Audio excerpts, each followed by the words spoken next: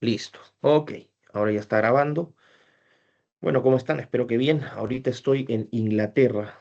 Aquí son las 11:50 de la noche ya. Así que va a ser una jornada un poco larga para mí. Pero bueno, hay que estar ahí al pie del cañón, sea como sea. Y ya en esta etapa, una cosita antes de empezar. Mañana ya estarán publicados los grupos para el trabajo grupal, que tiene un valor de 20%. Yo voy a hacer los grupos, es completamente antidemocrático el proceso, así que yo hago los grupos, van a ser 6 grupos y los grupos presentan en los últimos dos sesiones, creo que sí, son 2 o 3 sesiones. Bueno, en fin, hay presentación, sí, son las últimas 3 sesiones. Trabajo grupal donde en cada una de las clases presentan 2 grupos, así que ya están ahí. Voy a pasarles el calendario también para las presentaciones y los grupos y los temas, ¿ok? Pero bueno, dicho esto. Entramos a la segunda parte del curso, donde ya vemos aspectos un poco más técnicos y entramos con, vamos a decir, cosas específicas de la innovación. Esta va a ser probablemente la última clase más conceptual o puramente conceptual. Ya vamos a estar viendo temas como innovación abierta, vamos a ver investigación y desarrollo, el uso de los estándares, que es muy importante, cadenas de valor. Así que esa viene a ser la segunda parte. Y en estrategia e innovación entramos al componente estratégico. Cuando recuerden el modelo de TD Besant de gestión de la innovación, hablábamos de 4 etapas. Yo agregué una, era básicamente búsqueda, selección, facilitación o facilitamiento de recursos, que fue lo que yo agregué, implementación y posteriormente captura de valor. Y había 2 variables que iban en paralelo a este proceso lineal, uno el que era organización y el otro el componente de estrategia, ¿no? Que tiene que ver mucho con la dirección que va a tomar una empresa, no solamente al momento de realizar sus operaciones, sino también al momento de innovar, ¿ok? Y la pregunta con la cual partimos es, ¿qué es estrategia? Entonces me gustaría preguntarle a Flavio. Flavio, ¿qué entiendes tú por estrategia en general? Estrategia, ingeniero, lo entiendo como el conjunto de iniciativas y el direccionamiento que plantea una empresa o una organización para cumplir con sus objetivos y metas a largo plazo. Ujú. Ok, interesante. Has mencionado entonces una especie de plan, metas, objetivos, largo plazo. Ok, es como una definición estándar de estrategia. Está bien, gracias, Flavio. Jorge, ¿tú qué opinión tienes o cómo defines o qué te parece a ti la estrategia? ¿Qué es la estrategia?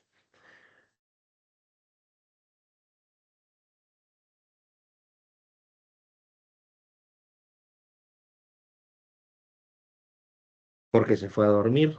Le vamos a preguntar a Evelyn.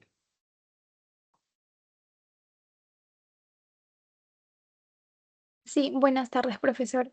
Bueno, Hola, ¿qué para tal? mi estrategia es como que un plan en el que nosotros definimos a dónde queremos ir y cómo es que vamos a llegar a cumplir esto, utilizando, digamos, que los recursos, ¿no? Lo que tenemos a nuestro alcance.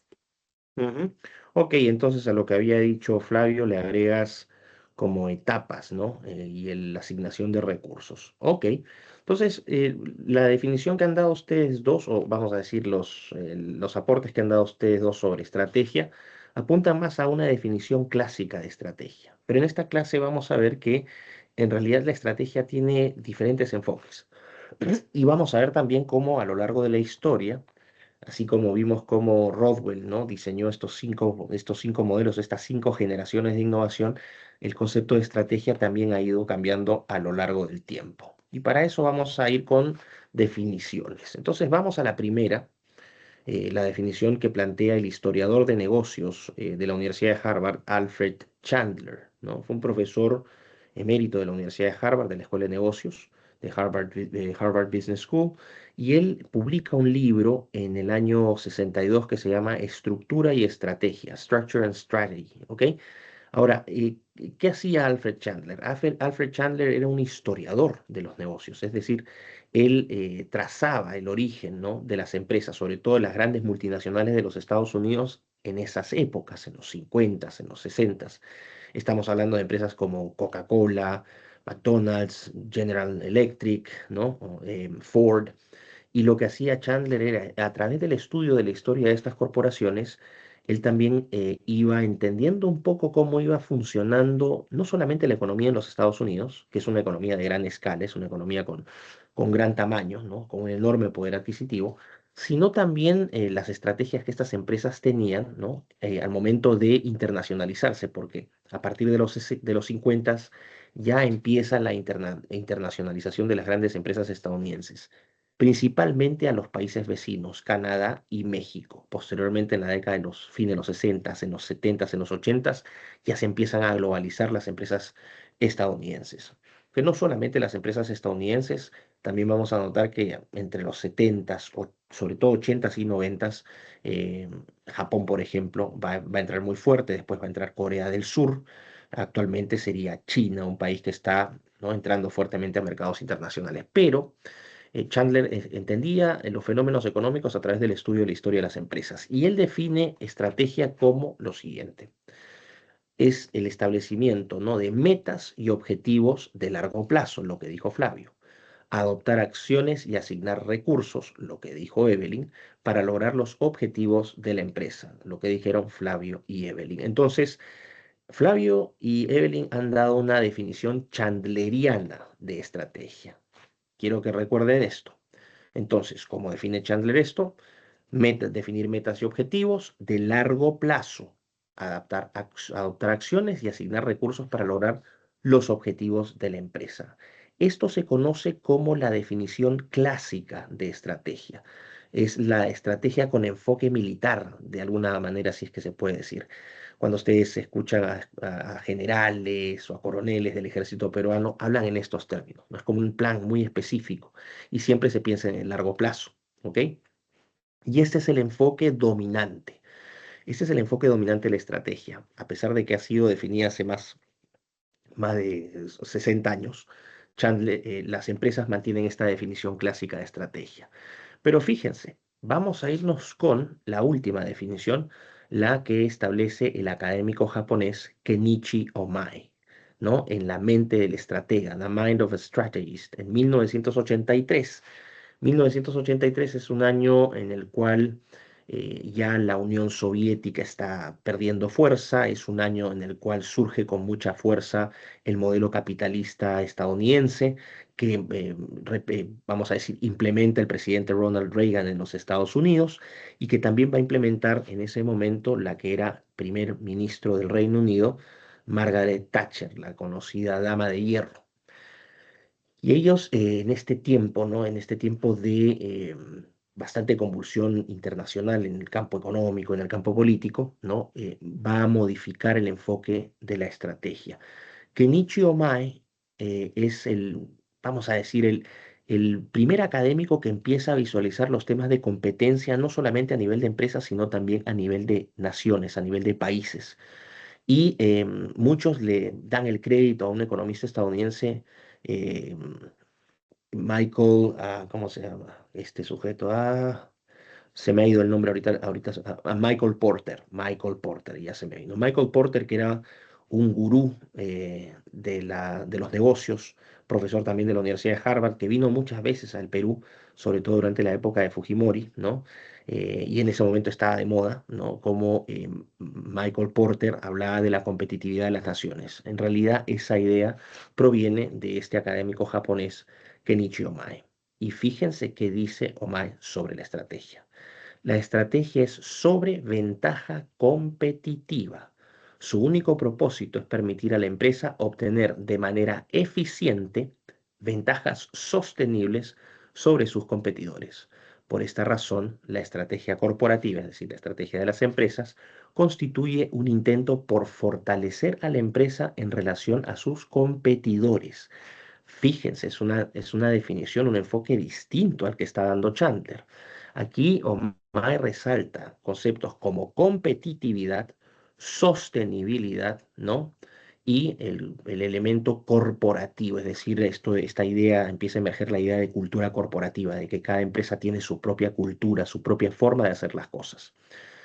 Entonces, cuando hablamos de ventaja competitiva y ventaja competitiva sostenible, ¿a qué nos estamos refiriendo, estimada Rebeca? Sí, ingeniero, buenas tardes. Buenas. Nos Lo que, referimos a... ojo, por Ajá. si acaso, para que no te asustes, no es que esté correcto o incorrecto lo que me vayas a decir, simplemente dime lo que pienses. Si te equivocas, está bien, para eso estamos en clase. Dime lo que tú pienses o lo que tú entiendes como ventaja competitiva sostenible. Bien. Yo creo que, claro, ventaja competitiva se refiere a que una empresa tiene una diferencia que hace que se ponga, se ponga claro, una empresa se diferencia de sus competidores, ¿no? Pero Mm, sostenible es que aparte de que la empresa recibe utilidades, también se enfoca en no afectar al ambiente y también se enfoca en la calidad de vida de sus trabajadores y de la sociedad. ujú, ok, ok. Está, lo de competitividad me parece interesante el enfoque que das, ¿no? De identificar competitividad con diferenciación. Definitivamente hay una relación ahí. En el caso de sostenibilidad, no se refiere a ese tipo de sostenibilidad todavía. El tema medioambiental recién empieza a pegar, empieza a ser introducido a inicios de los 90 con la cumbre de Río de 1992, una cumbre a nivel mundial donde se empezó a hablar de este tema del cambio climático que tiene mucho de propaganda política y poco de ciencia. Pero aquí en este caso se refiere a sostenibilidad de mantener esa ventaja, ¿no? Sostenibilidad en este caso tiene que ver con el tiempo. Walter, tú querías decir algo.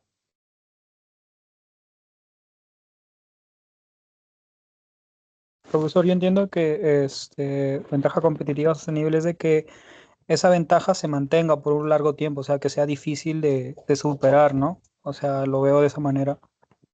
Y esa observación es correcta y me ahorras la explicación. Efectivamente, Rebeca, tu compañero aquí, Walter, está diciendo algo que es correcto. Se refiere a mantener, hay un elemento de temporalidad, es decir, sostenibilidad significa no en el componente de medio ambiente, sino en el componente de mantener esa ventaja a lo largo del tiempo.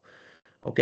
Entonces, cuando hablamos de competitividad, se refiere, como bien señaló Rebeca, de manera intuitiva, algo que una organización haga de tal manera, ¿no? De una manera tan eficiente, porque eficiencia es otra palabra importante aquí en la definición de OMAE, algo que una empresa haga de manera tan eficiente que la diferencie de las demás y que esa capacidad se mantenga a lo largo del tiempo. Así que es una definición distinta a la que da Chandler, porque Chandler se enfoca en algo así muy, muy programático, es como vamos a hacer esto, esto y esto, y vamos a tener un objetivo y vamos a lograr el objetivo. La definición de OMAE es un poco más abstracta. Pero hay una definición que incluso es más abstracta y es un poquito más abierta incluso, que es la definición que da el académico británico Robert Grant, ¿no? Él publica este libro en el año 2002, ¿no? Análisis de estrategia contemporánea, Contemporary Strategy Analysis, y fíjense, la estrategia se trata de ganar, o sea, es competitividad elevado a la máxima expresión. Aquí Grant dice competitividad de otra manera. Se trata de ganar. No es un plan detallado o un programa de instrucciones. Aquí está separándose de la definición de Chandler. Es un tema unificador que proporciona coherencia y dirección a las acciones y decisiones de una empresa o individuo. Fíjense, aquí ya la definición de Grant es una definición mucho más carnicera, por decirlo. Vamos a ganar estrategia, no olvídense de la cuestión, estrategia se trata de ganar. Tampoco es un plan, no hay un programa de instrucciones. Aquí lo que está diciendo Grant de alguna manera es que la idea de adaptarse es muy importante porque las cosas van cambiando, el entorno va cambiando. Fíjense que esta definición se da en el año 2002 y esto por eso les digo que la historia es muy importante y las fechas son importantes, porque es justo 2 años después, ¿no?, del inicio del milenio y porque serían que 7 años, 8 años desde el inicio de la masificación de Internet. La Internet se empieza a masificar a mediados de los 90 y entre 1995 y el año 2000 hubo una explosión de compañías de Internet, la famosa burbuja.com, ¿no?, donde surgieron empresas como Google, como Yahoo, como, vamos a decir, Amazon, pero había otras empresas que desaparecieron. Una de esas muy famosa fue Netscape, ¿no? Que tenía, por ejemplo, había un programa, o sea, una empresa que vendía música, lo que haría Spotify ahora, ¿no? Pero en esa época hubo un problema, por ejemplo, muy grave sobre temas de derecho de propiedad intelectual y finalmente terminaron cerrando esta empresa. Y así como esta empresa de Internet, cerraron miles y miles y miles. Hubo una pérdida, una especie de burbuja, ¿no? Donde había todas estas empresas prometían un gran éxito y de la noche a la mañana más del 70% desaparecieron para siempre. Entonces sí tiene que ver. ¿Por qué? Porque ya en el entorno de la red, ¿no?, las cosas ya no son tan específicas, ya entramos en un terreno de mayor velocidad de cambio, de un mayor número de variables, ya no solo te preocupas de lo que está pasando en tu país, sino debido a esta interconexión en tiempo real que te da la Internet, los cambios son muy fuertes y aquí la necesidad de adaptarse es brutal. Por eso es que en este caso Grant habla de la necesidad de adaptarse y eso significa no ceñirse a un plan determinado. Lo que sí señala Grant, que es importante y que persiste hasta el día de hoy, y nuevamente volvemos a esta idea de la cultura corporativa, es que dentro de una empresa todo el mundo tenga claro hacia dónde está yendo esa empresa, ¿no? No necesariamente al nivel de detalles. Los detalles sobre la dirección de esa empresa van a ir diluyéndose, van a ser más generales a medida que en la pirámide de organización de esa empresa, es decir, desde el CEO hasta los trabajadores de base, no se mantenga la idea clara, pero obviamente los detalles van a ir diluyéndose. Se trata de unificar el mensaje y para esto es necesaria la comunicación. Un elemento clave hoy es la comunicación. Ese tema unificador es el que va a guiar las decisiones y acciones de esa empresa. Agrega Grant, no un tema menor, que ya no solamente se refiere a empresas, sino que se refiere a individuos. Y esto que señala. Por eso siempre les digo, es importante que la historia es clave. Ustedes, a través del conocimiento de la historia, van a entender mucho, con mucho mayor facilidad por qué ocurren este tipo de definiciones. Es una definición importante que Grant agregue al individuo, porque lo que está haciendo aquí es agregar al emprendedor. La cultura de emprendimiento, por más que les parezca insólito, no era tan fuerte hasta el inicio del nuevo milenio. La gente a lo que aspiraba, y de hecho la mayor cantidad de gente trabajaba en grandes empresas, y la meta de alguien era iniciar una carrera en una empresa y jubilarse de esa empresa. Ese era como el gran sueño que tenían. La gente se graduaba de las universidades, soñaba con entrar a una empresa grande y hacer carrera toda su vida en esa misma empresa. Hoy eso es absolutamente casi imposible, ¿no? Por la cantidad de trabajos, cómo el mercado laboral está cambiando, la tecnología está cambiando, las organizaciones están cambiando. Pero a lo que vamos con estas tres definiciones. Las tres definiciones son correctas, es decir, las tres definiciones tienen un mérito, reflejan un periodo histórico particular también y reflejan características o elementos que están presentes en la estrategia de una organización, ¿no? Chandler da en el clavo al decir que tenemos que adoptar acciones y asignar recursos, ¿no? Que tiene que haber una perspectiva de largo plazo, eso es obvio, hay que tener un norte. En el caso de Kenichi Omae te dice, no solamente se trata de tener un plan, sino que tenemos que tener algo que hagamos de manera diferente, que nadie más haga, es decir, el know-how, ¿no? Lo que la empresa sabe, que lo haga de manera eficiente y que pueda mantener esa ventaja a lo largo del tiempo. Eso es muy importante en la estrategia. Y en el caso de Grant está diciendo, la comunicación es importante y la estrategia no solo es un tema o dominio de las empresas, sino también de los emprendedores. Así que cada una de estas definiciones es correcta, cada uno en su estilo. Ahora, bien, cuando pensamos en estrategia, ya no en definiciones, sino si es que pensamos en estructurar un poco la idea, ¿no? Vamos a establecer tres grandes frentes. pónganse en este caso a pensar que ustedes son emprendedores, ¿no? O gerentes generales de una empresa, pónganse en esa posición y recién asumen el cargo, ¿no? O recién inician su emprendimiento y tienen que pensar, a ver, ¿cómo elaboro la estrategia de la empresa? Tengo que tener una hoja de ruta. Entonces, para esto tengo que considerar tres grandes elementos. El primero, tengo que saber dónde estoy y tengo que saber hacia dónde voy, es decir, metas y objetivos. Se van a sorprender, les parecerá increíble, pero el gran problema, el problema más común de los emprendedores, en el caso de Perú esto es flagrante, es que no saben a dónde van, no saben qué quieren. Instalan el negocio y dicen, bueno, vamos a ver en el día a día cómo funciona la cosa, pero no tienen un norte. No saben hacia dónde van porque no han determinado cuáles van a ser sus metas y objetivos. Y si los han determinado son tan abstractos, tan amplios, que carecen de validez. Entonces, metas y objetivos es un elemento. El segundo elemento a considerar es el ambiente competitivo, es decir, los factores externos a mi emprendimiento, a mi empresa, cómo está el mundo fuera de mi empresa. Y el tercer elemento que tenemos que considerar al momento de elaborar una estrategia son los recursos y las capacidades. Aquí estamos hablando de factores propios, de factores internos de la empresa. Entonces, metas y objetivos, tengo que ver el ambiente de la competencia y tengo que ver cuáles son mis recursos y capacidades. Vamos a ir a metas y objetivos.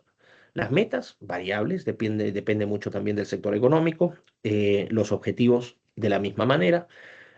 Y aquí no estamos hablando solamente de largo plazo. Cuando establecemos metas, perfectamente podemos establecer metas de corto plazo, es decir, ¿no? De 0 meses a 12 meses, de mediano plazo, ¿no? De 12 a 36 meses y de largo plazo, 36 meses hacia adelante, ¿no?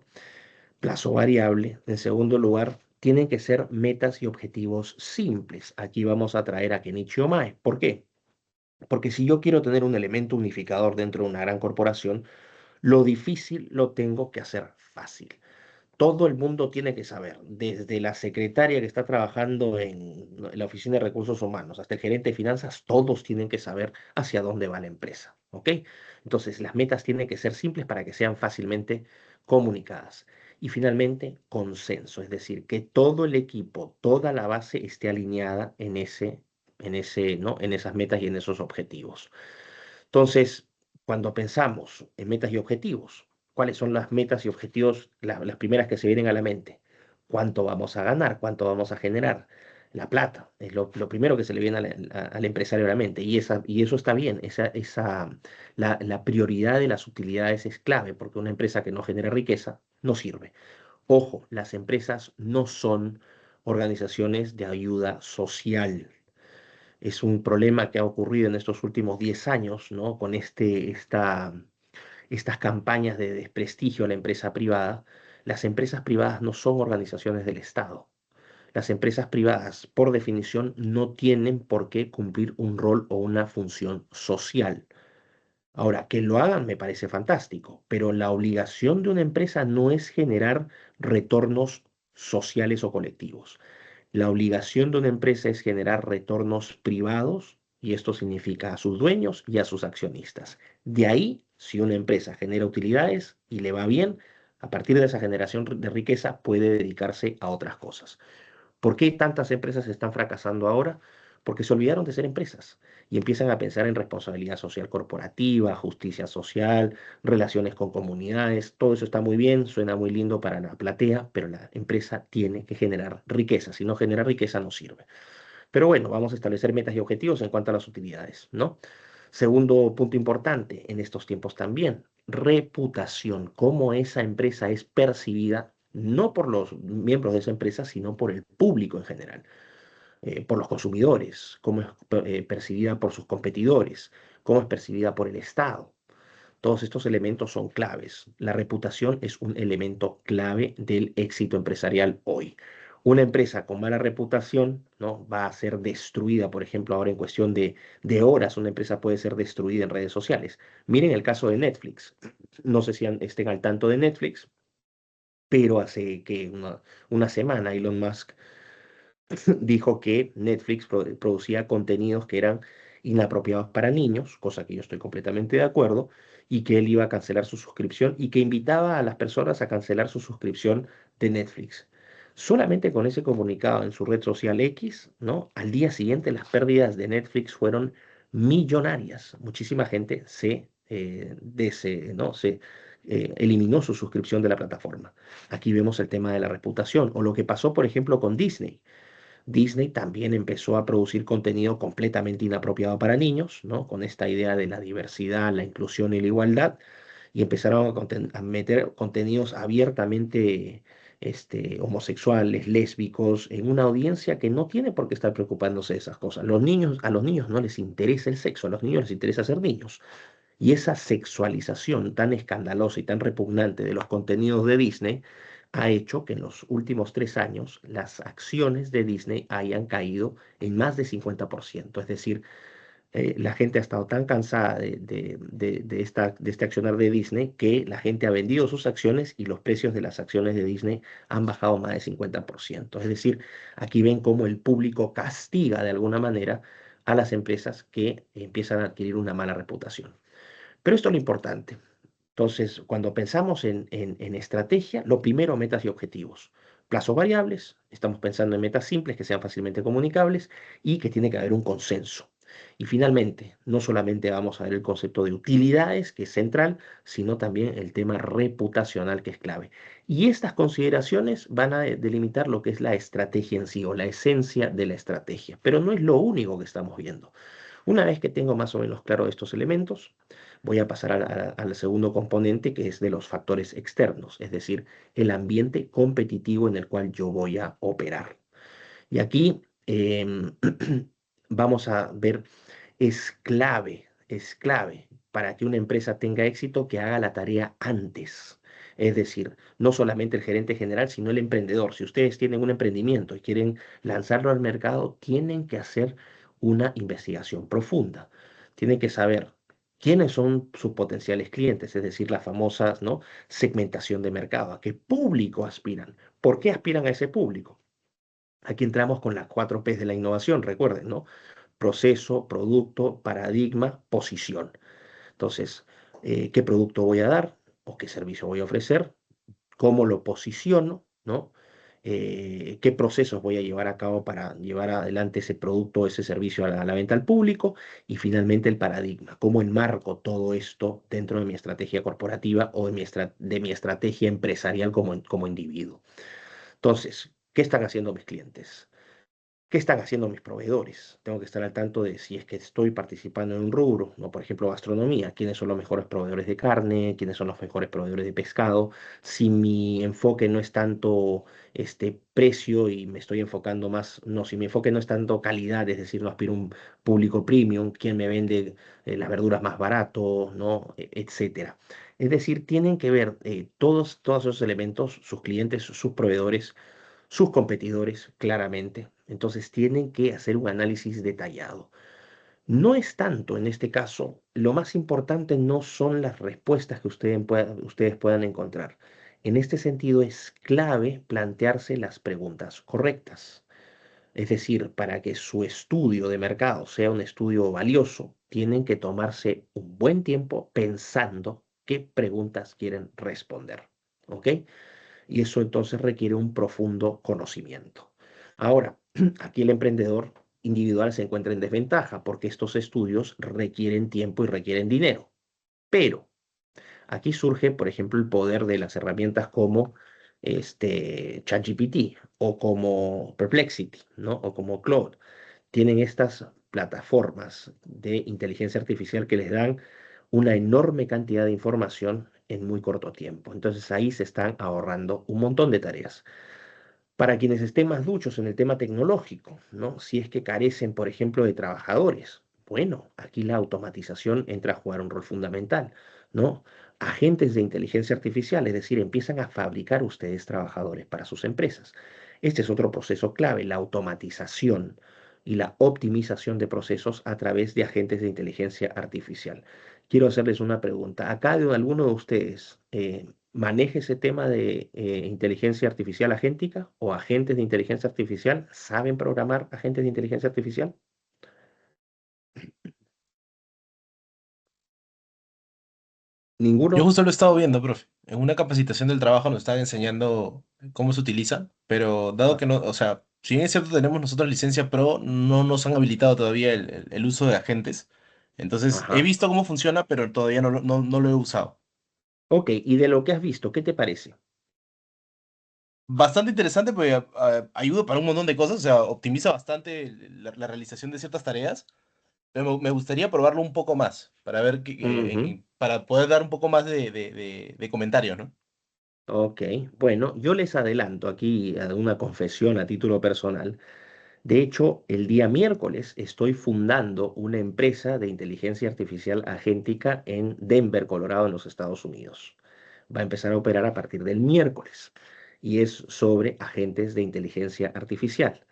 No solamente agentes, sino también equipos de agentes. Es decir, no solamente programas un agente, sino que puedes crear equipos de agentes y también sistemas operativos de agentes de inteligencia artificial.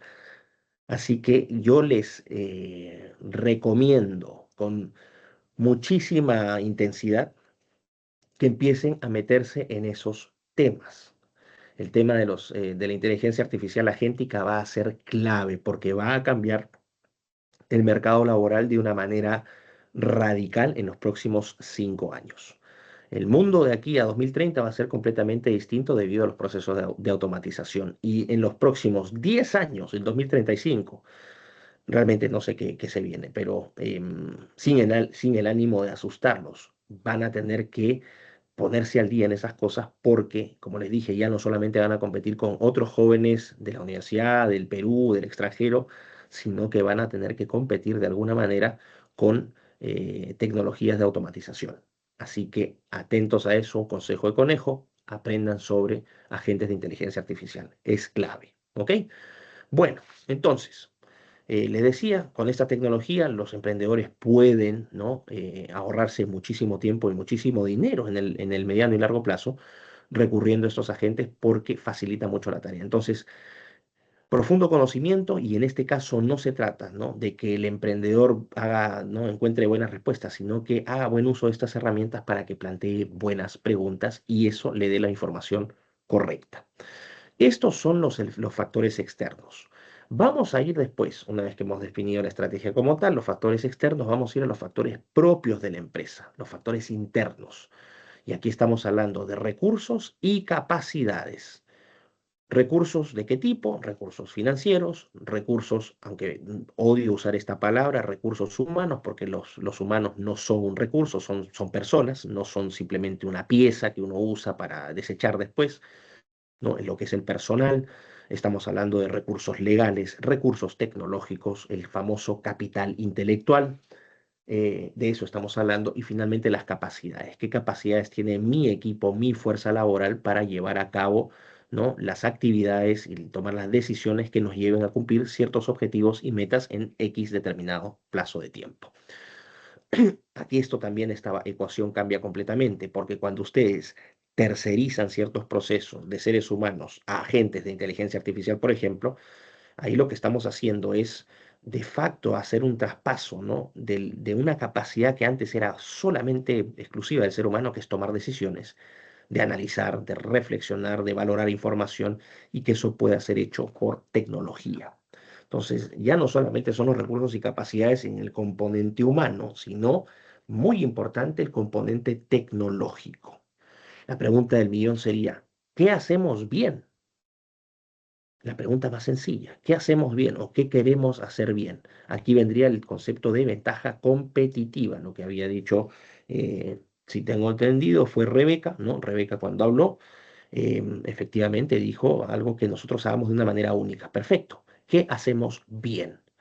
Y aquí tenemos que hacer una evaluación muy, muy rigurosa y muy objetiva. La evaluación debe ser objetiva, es decir, no engañarnos diciéndonos, uy, somos fantásticos, tenemos todas estas capacidades, sino ser muy críticos y ser conscientes de cuáles son las limitaciones. Es decir, aquí un análisis FODA, ¿no? Para iniciar este análisis, esta evaluación de factores internos sería, bueno, ¿no? Fortalezas, oportunidades, debilidades y amenazas. El FODA clásico nunca falla, es un buen ejercicio. Y digo evaluación objetiva porque si la evaluación no es objetiva, toda la estrategia, por más buen trabajo que han hecho al definir metas y objetivos, al determinar cuál es su ambiente competitivo, si no son objetivos en este análisis, toda la estructura estratégica se les cae. Y les voy a dar un ejemplo. Y les voy a dar un ejemplo de la universidad, de nuestra universidad, la San Martín. hace más o menos unos 10, 15 años, se inició el boom de los rankings universitarios, en el extranjero sobre todo, ¿no? Se empezaron a publicar rankings de los lugares ¿no? de las mejores universidades del mundo, después de Europa, de América, de Asia, etcétera. Y las universidades empezaron ahí a trabajar durísimo para tratar de tener un mejor posicionamiento en el ranking, porque mejores posiciones en el ranking significa mejor marketing, significa potencial para ¿no? convocar a mejores alumnos. Y obviamente las universidades más fuertes históricamente eran las estadounidenses y las británicas, entonces siempre iban a encontrar en el top a Harvard, a Princeton, a Stanford, el MIT, la Universidad de Yale, California Berkeley. En Inglaterra estaba Cambridge, Oxford, Edimburgo, Imperial College, la Universidad de Manchester, ¿no? UCL, University College London. Tenían por ahí unas buenas universidades en Francia, la Universidad de París-Saclay, la Universidad de Heidelberg en Alemania, etcétera, etcétera, etcétera. Y en la región, las universidades que siempre estaban a la cabeza, que hasta ahora lo están, eran universidades brasileñas, chilenas, una que otra argentina y una que otra colombiana. Bueno, y las mexicanas. Esas eran como las líderes, ¿no? Y las que aparecían en el ranking de Perú eran poquitas, ¿no? Probablemente la Católica y la Universidad Cayetano Heredia. Entonces, viendo este potencial de marketing de los rankings universitarios, la Universidad de San Martín, ¿no? el liderazgo de la universidad dijo, bueno, vamos a trabajar fuertemente en estos rankings y vamos a subir. Entonces, es importante determinar qué consideraban estos rankings o qué variables consideran. Consideran, por ejemplo, porcentaje de profesores que tienen grado doctoral o de maestría, qué líneas de investigación tienen, cuál es el nivel ¿no? de empleabilidad de sus egresados, cuántos trabajos de investigación publican al año, en qué tipo de revistas científicas publican esas investigaciones, cuál es su infraestructura tecnológica, qué porcentaje de alumnos internacionales tienen, qué nivel de sanidad financiera tienen, es decir, qué tal les va en las cuentas, si es que están en rojo, si es que están en azul, si es que están generando plata, si es que no, si es que tienen convenios con industrias o con organizaciones del Estado, si es que reciben financiamiento privado o financiamiento público, es decir, un sinnúmero, ¿no? Incluso cuántos premios Nobel se han graduado de esas universidades, todos estos elementos se consideran para elaborar el ranking.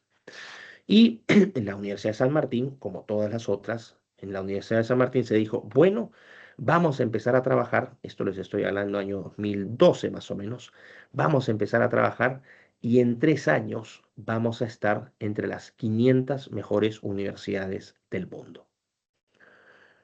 Yo recuerdo que cuando vi esto en el plan estratégico de la universidad dije, aquí lo que están haciendo es sobreestimar fuertemente, ¿no? las capacidades de la universidad. Porque yo en ese momento decía, en que es muy buena la San Martín. La Universidad de San Martín es muy buena en su infraestructura, ¿no? Sus laboratorios son top, de los mejores del país. Sus aulas, sus campus son súper modernos, buenos, o sea, en ese sentido la universidad siempre se ha destacado, ¿no? En cuanto a profesores, podrían mejorar, pero no están tan mal, ¿no? En general podríamos considerar que la San Martín estaría entre las, no sé, 8 mejores dentro de lo que es personal académico, considerando que en el Perú hay más de 140 universidades, ¿no? Entre públicas y privadas, o sea, no está mal.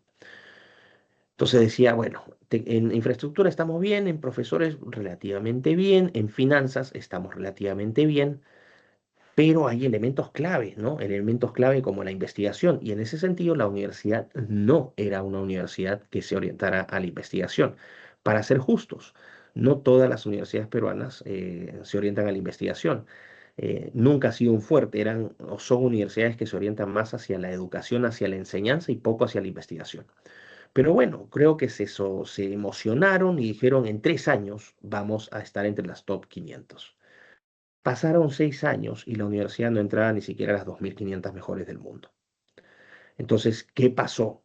Bueno, el ejemplo aquí es que la estrategia fracasó porque habrán definido muy bien las metas y objetivos, habrán definido muy bien su ambiente competitivo, pero sobreestimaron radicalmente sus recursos y capacidades, sobre todo el tema de capacidades. ¿Por qué?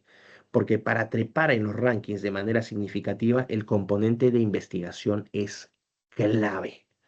publicar los famosos papers, ¿no? académicos o los trabajos científicos en revistas científicas. Y la universidad en ese sentido era muy, muy débil, como todas las universidades peruanas, salvo probablemente la Universidad Cayetano Heredia, que siempre ha sido una universidad donde se ha investigado, y en mucho menor medida la Universidad Católica.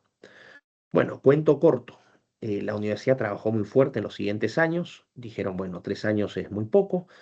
Y el año pasado, sí, el año pasado fue en el 2024. En el 2024 hay un ranking internacional muy importante que es el ranking SIMAGO, ¿no? SIMAGO, SCI Mago. Es un ranking que se orienta principalmente al componente de investigación. Y por primera vez en la historia, ¿no? La Universidad de San Martín se ubicó entre los 4 primeros lugares del Perú.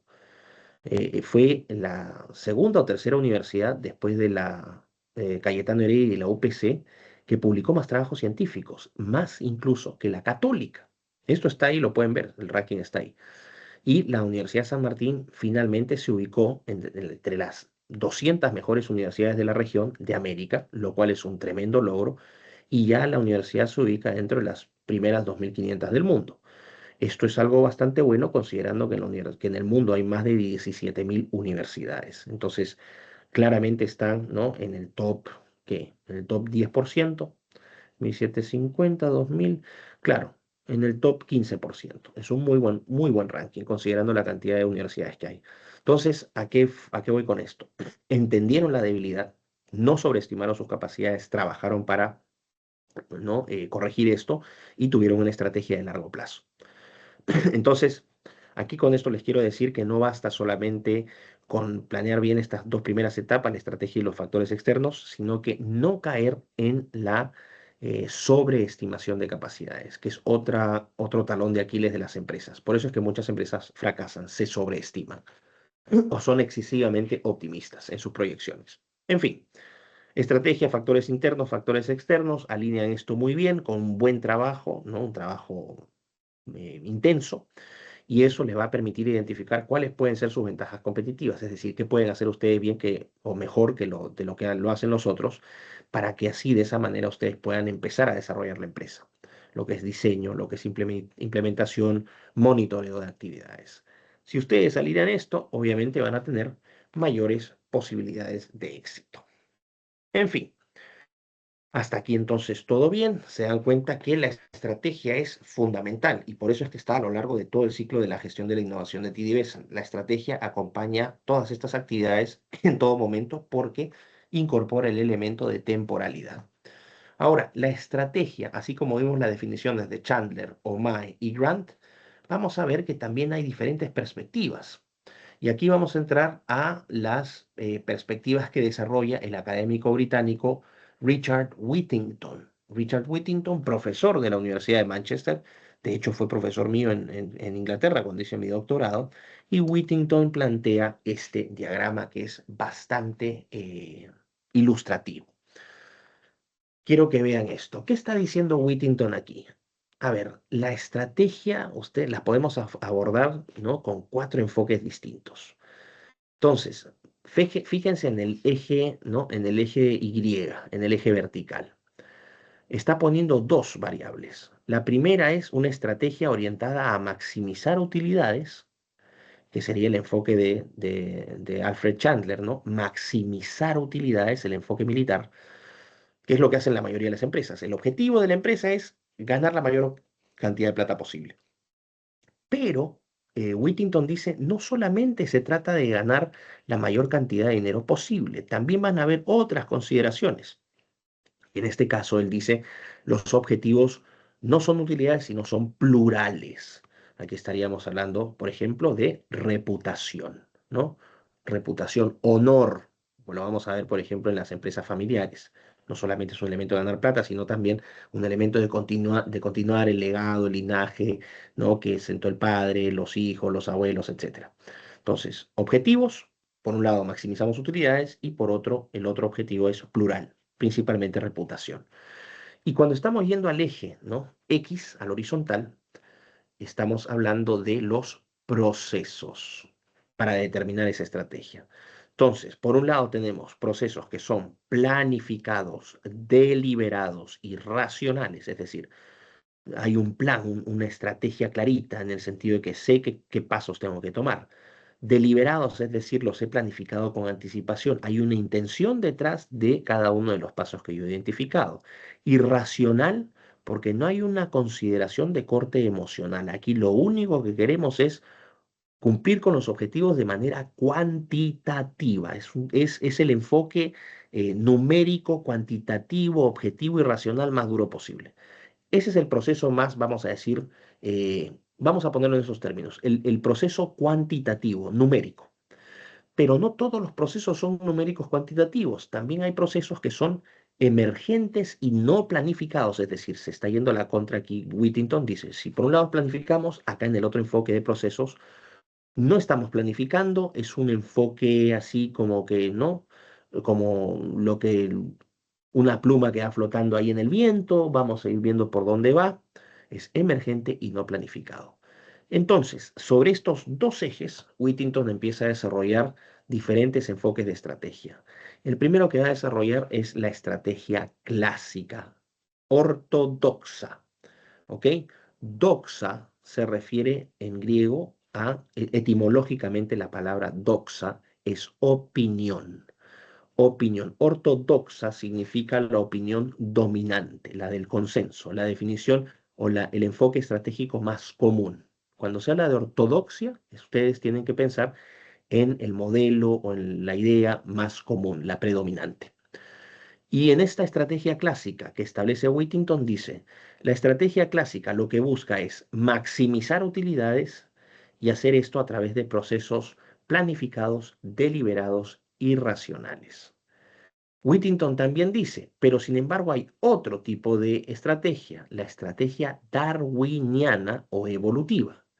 ¿Por qué se le llama estrategia darwiniana? Esto es en honor al científico, al zoólogo escocés, británico en realidad, Charles Darwin, ¿no? Que publicó el famoso libro del origen de las especies, la famosa teoría de la evolución, donde supuestamente a partir de esta teoría se explicaría que nosotros venimos de los monos y que no todos los seres vivos provienen de un ancestro en común. Esta estrategia darwiniana lo que hace es esta idea de que hay una competencia salvaje en el ambiente y que no va a ser la sobrevivencia de los más fuertes. Los más fuertes van a sobrevivir, los más débiles van a morir. En esta estrategia darwiniana comparte con la estrategia clásica la idea de maximizar utilidades. Es decir, queremos maximizar utilidades, pero aquí la planificación no existe. En la estrategia darwiniana el enfoque es emergente, el proceso es emergente y no planificado. Tratar de llegar al mismo objetivo, pero a través de un proceso distinto. Ahora, si nos vamos ya a otros objetivos que no sean los de maximizar utilidades, aquí volvemos a hablar, por ejemplo, de reputación, vamos a tener la estrategia sistémica. La estrategia sistémica es una estrategia cuyo objetivo es no solo maximizar utilidades, sino estos temas de reputación, por ejemplo, y lo va a hacer siguiendo procesos, ¿no? Planificados, deliberados y racionales. Y por otro lado, dice Whittington, también podemos tener estrategias que busquen objetivos plurales, pero que lo hagan de manera emergente y no planificada. Y a esta estrategia se le llama estrategia de comportamiento. La traducción en realidad no es tan precisa, en inglés es behavioral strategy, ¿no? Behavior en inglés es comportamiento, entonces es lo más aproximado a decir estrategia del comportamiento. Pero quiero que entiendan esto. Whittington señala dos ejes, objetivos y procesos. Plata, plural, el planificado, no planificado. ¿Ok? Vamos a ir a la estrategia clásica, que es la que busca maximizar utilidades y hacerlo de manera deliberada, racional y planificada. Perdón. Y aquí nos vamos. La estrategia clásica es la estrategia ortodoxa. En el Perú, la inmensa mayoría de las empresas aplica una estrategia clásica. ¿Cuál es su propósito? Maximizar utilidades. No piensan en nada más, hay que generar renta, hay que generar utilidades. Ese es el objetivo. Lo va a hacer a través, ¿no?, de acciones y procedimientos claramente detallados y establecidos en un cronograma de acciones, con funciones claramente asignadas en departamentos, con KPIs, Key Performance Indicators, es decir, con indicadores de rendimiento para poder hacer la medición de cuánto, cómo empezamos a cómo terminamos y así ir evaluando el progreso de esa empresa. Es la perspectiva más antigua, efectivamente, es la perspectiva chandleriana. Recuerden la definición de Chandler, es un proceso de largo plazo, planificado, que lo que busca es generar utilidades. La estrategia clásica que define Whittington es, en otras palabras, la estrategia como la entendía Alfred Chandler. Está inspirada por las grandes corporaciones de los Estados Unidos, ya se los expliqué, y tiene un enfoque militarista. Es la estrategia de comando y control. Tenemos estos recursos, este es nuestro personal, estos son nuestros indicadores, estamos en el tiempo 0, en tiempo 1 tenemos que tener estos indicadores, en tiempo 2 tenemos que tener estos indicadores, en tiempo 3 vamos a incorporar estas tecnologías para elevar nuestros indicadores a y así se van con un plan de acción súper detallado. Comando y control, enfoque militarista. Muy importante, separa planificación, es la estrategia en sí misma, de la implementación. Una cosa es el plan y otra cosa es ejecutar el plan. La diferencia entre estrategia, que es el plan en sí, y la táctica, que es la implementación, la puesta en escena de ese plan. Ahora, esta es una observación muy importante. Esta estrategia es más efectiva cuando estamos hablando de entornos económicos y políticos de alta predictibilidad o cuando ciertas empresas tienen dominio sobre los mercados. Vamos a ir a la primera parte. ¿Por qué la estrategia clásica funcionaría en ambientes de alta predictibilidad? Aquí estaríamos hablando de los órdenes de acceso abierto de Douglas North, recuerden. Son órdenes de acceso abierto en la medida en que ¿no? La competencia económica y la competencia política están abiertas para todos. Todos son sujetos de derecho, es decir, mismo trato ante la ley, donde se puede competir por precio, por calidad o también por innovación, y donde hay una estabilidad, esa estabilidad política y económica permite establecer indicadores. Entonces es fundamental que para que esta estrategia funcione haya una alta predictibilidad. En un país como por ejemplo Estados Unidos, que a pesar de sus problemas tiene una economía más o menos estable, los inversionistas extranjeros van a llegar. ¿Por qué? Porque saben que la inflación, el desempleo más o menos se mantienen en ciertos márgenes y pueden hacer proyecciones. Ningún empresario invertiría en Afganistán. ¿Por qué? Porque no hay predictibilidad.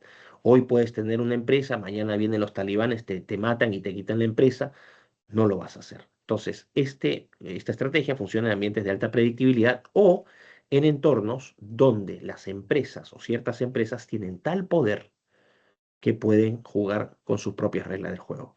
En el caso actual, esas empresas serían, por ejemplo, Big Tech, ¿no? Las grandes empresas tecnológicas, Google, o sea, Alphabet, Amazon, Microsoft, Meta, lo que antes era Facebook. Bueno, estas empresas tienen ingentes cantidades de dinero y pueden determinar las reglas de juego también. Son empresas conocidas como empresas metacapitalistas. Es decir, son empresas, ¿no? que funcionan sobre la lógica del capital, es decir, ingresa renta, esa renta no solamente la distribuyo entre mis accionistas y los dueños, sino que lo que hago es reinvierto. ¿Para qué? Para generar más riqueza y crecer. Y esa es la lógica del capitalismo. Entonces, estas empresas son metacapitalistas porque, si bien tienen este enfoque capitalista, la cantidad de recursos que tienen es tal que pueden jugar incluso fuera de las reglas del juego de los mercados internacionales. O incluso tienen tanto poder que esas empresas pueden establecer las reglas del juego, que es lo que están haciendo ahora. Entonces, ese es el enfoque de estrategia clásica. Maximizar utilidades a través de procesos planificados, deliberados y racionales. Vamos a ir ahora a otro enfoque. Vamos a ir al enfoque de la estrategia darwiniana o evolutiva. Nuevamente, recuerden, la estrategia darwiniana evolutiva también va a buscar maximizar utilidades, pero en este caso es un proceso emergente y no planificado. Es decir, si el otro era súper ordenado, aquí, bueno, veremos cómo llegamos ahí. ¿Cómo define Whittington esta estrategia darwiniana?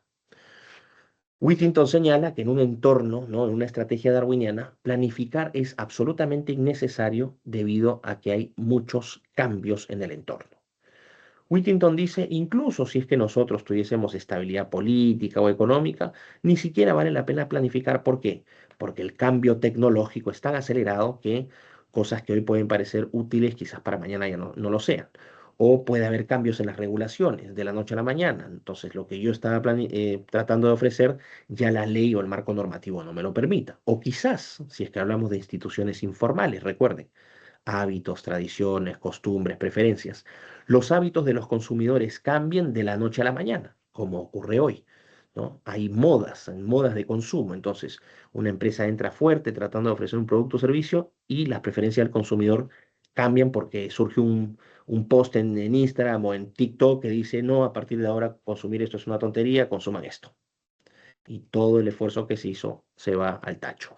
Entonces, planificar es innecesario porque hay mucho cambio. La estrategia en este caso para los darwinistas o darwinianos significa pérdida de tiempo, dinero y recursos. ¿Para qué vamos a estar planificando? Hay que hacer investigación, recuerden metas y objetivos, factores externos, factores internos. Todo esto requiere inversión no solamente económica, sino de personal, ¿no? De tecnología. ¿Para qué vamos a perder el tiempo? Lo que tenemos que hacer, dicen los darwinianos, es enfocarnos en rutinas para reducir costos. Entonces, un enfoque darwiniano lo que te va a decir es que estás en una competencia tan brutal con otras empresas que va a sobrevivir aquella empresa que sea más fuerte, es decir, que sea más eficiente para reducir sus costos. Y en esta lógica darwiniana, lo que está diciendo Whittington es que estas organizaciones o estas empresas que aplican este enfoque darwiniano, en realidad nacen, ¿no? Con ciertas características que son difíciles de cambiar. En este caso, lo que Whittington está diciendo es que hay ciertas empresas que desde el momento que son fundadas ya tienen una especie de cultura corporativa. Vamos a ver que esto es un absurdo porque las empresas van, vamos a decir, moldeándose y se van puliendo a lo largo del tiempo. A lo largo del tiempo es donde tú aprendes a establecer las rutinas, los hábitos, y es de esa manera como surge una cultura corporativa. Así que esta observación es cuestionable, por decirlo menos. Entonces, aquí vas a reducir costos, vas a ser eficiente y el mercado mismo, las fuerzas del mercado, es decir, las fuerzas de la oferta y la demanda, van a determinar cuál empresa sobrevive. El problema aquí, que también señala Whittington, es que como la demanda es inestable y es completamente cambiable, lo que les había dicho, las preferencias de los consumidores cambian mucho, entonces no es necesario planificar porque es una pérdida de tiempo.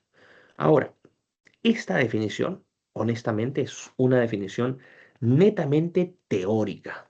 Esto no existe en la realidad.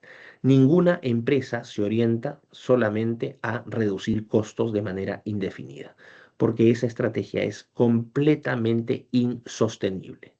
Sea la empresa más fuerte o la más débil, no puedes sostenerte a lo largo del tiempo, mucho menos maximizar las utilidades solamente reduciendo costos. Esto es un absurdo teórico. Y Whittington dice, efectivamente, esto es un absurdo teórico, pero lo pongo porque tengo que ¿no? graficar la situación. Pero en el mundo real, empresas que apliquen un enfoque darwiniano no existen. ¿Ok? Así que vamos a irnos a la eh, tercera perspectiva. ¿Qué les parece si hacemos un break? ¿No? Y descansamos unos 10 minutitos porque ha sido un montón de información. Si les parece, ok, y regresamos en 10 minutos.